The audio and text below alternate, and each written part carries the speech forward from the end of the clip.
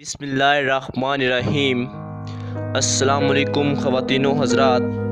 ایک دن حضرت شیخ سعدی ایک علاقے سے گزر رہے تھے۔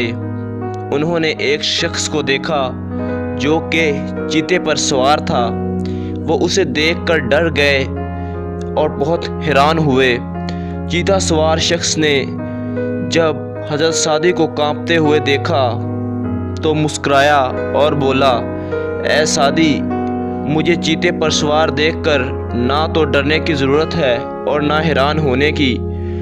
تو بھی اگر سچے دل سے سر تسلیم خم کر لے اور اپنے مالک و خالق کے احکامات کو مانتے ہوئے ان پر عمل کرنے لگے تو تیرا حکم بھی کوئی نہ ٹالے گا۔ تو مالک کا فرما بردار بن جا، تو مخلوق خدا جس میں جنگل کے جانور، درندے پرندے اور جنات بھی شامل ہیں، تیرے تابع فرمان ہو جائیں گے۔ اور جس نے اللہ تعالیٰ کی غلامی کر لی، اللہ نے مخلوق خدا کو اس کا تابع کر دیا۔